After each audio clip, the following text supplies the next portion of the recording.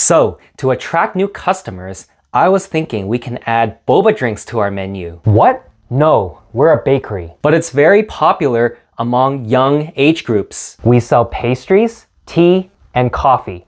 Period. Look around. We get less than 10 customers a day. We don't compromise our purpose of having this cafe. We need more money to keep it running. You don't even understand why we're doing this. We've been depleting our sales for months. There's got to be a way to convince my boss or increase sales. I can feel the heat from that conversation. Hello and welcome. I'm Alex with Sinspiration, where I inspire you to develop a growth mindset. Throughout our lives, we're going to be working with people who disagree with us. We're all human, and each one of us has our own unique thoughts. It goes the other way around too, where you may disagree with someone. But this video will focus on how to work with people who disagree with you.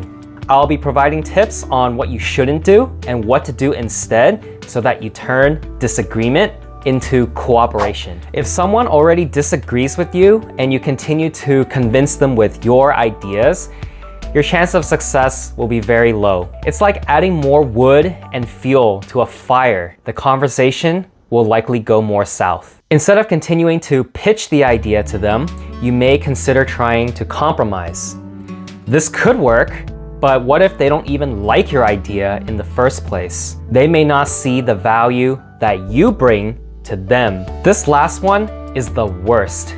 You just say, okay, and walk away. You're not going to even fight for your own opinions. Just because people disagree with you or shut you down, you're going to just give up?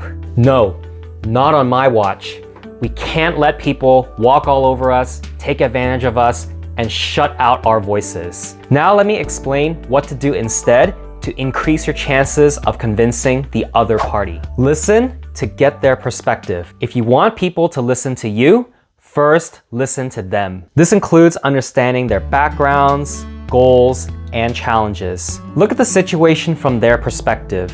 If you don't understand, ask. This conversation should be about them, not you. People by nature like to talk about themselves. Before you talk about work, you can consider asking them about their personal life. This depends on how well you know them, but you can consider asking them about their family, hobbies, food, travel, just about anything to set the tone. This shows your interest in them and makes it seem like you are a good listener to what they have to say. Now, when you bring up work-related topics, you are more likely to be perceived as someone who wants to help. This is when you can start proposing your ideas.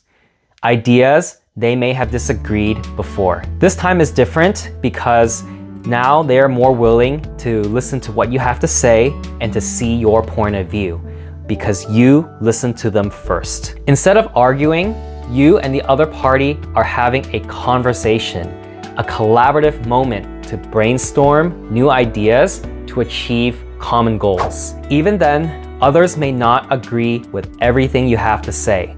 And at this point, you may consider compromising. You may only get some of your requests approved and with contingencies. If what you have to give up or contribute more of is reasonable to you, then you can choose to accept and an agreement is reached.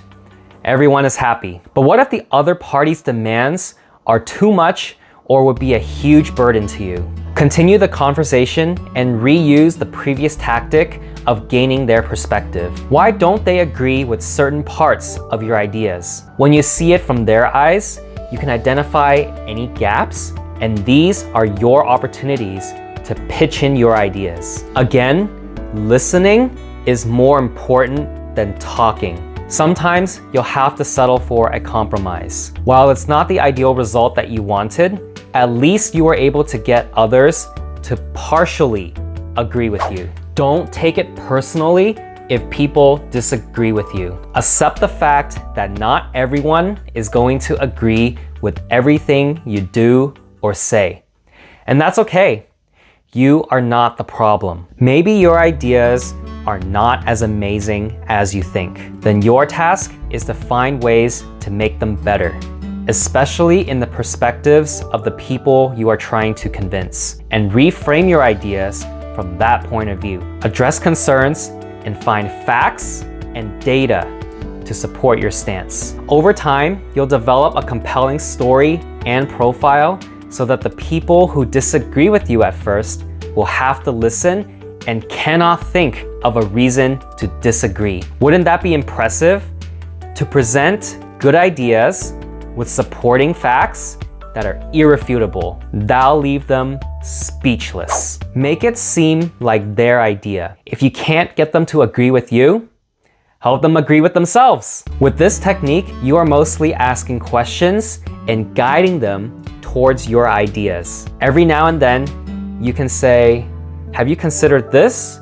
Or how do you think we can tackle this problem? You're slowly pitching in your ideas and they are slowly adopting them. One word of caution is that they may take the final idea as their own. Do what you can to receive credit, such as making sure your name goes on the final proposal or outcome. This will give you the recognition you deserve and help you advance in your career. If it's just to hang out with friends, just let it go. The last item is earned respect. People listen to respectable people who have made significant accomplishments and proven themselves. This will take time. It is about incremental progress. As you work, you'll have deliverables. You do quality work that helps your team, your organization, and your entire company. Word of your most significant results will spread and people will start to know your name. When you establish yourself as a significant contributor, people will be more willing to listen to what you have to say. Others will lean towards agreeing with you because of your reputation. These people will be easier to work with, persuade with your ideas, and a compromise will be limited or not needed at all. And that is why it is important to be good at what you do and treat others with respect. To earn the respect of your colleagues, friends, family, and all the people around you. Working with people who disagree with you can be daunting, frustrating, and utterly hopeless. Remember these techniques to turn the tide in your favor. Listening, gaining perspective, compromising, making it seem like their idea, and earning respect. Nothing is wrong with you. You just have to do better. And you can do better. It takes practice, and the only way to improve is to put yourself out there to discuss, not argue, with your colleagues, friends, and family. It's not just limited to work. It can even be about what to eat for dinner in a group. I usually end up going where I want to go, by the way. As more and more people agree with you, drop a like, comment below, and subscribe to my channel, Sinspiration. Follow me on TikTok and Instagram for shorts and reels. You've been Sinspired today. Do you agree with me?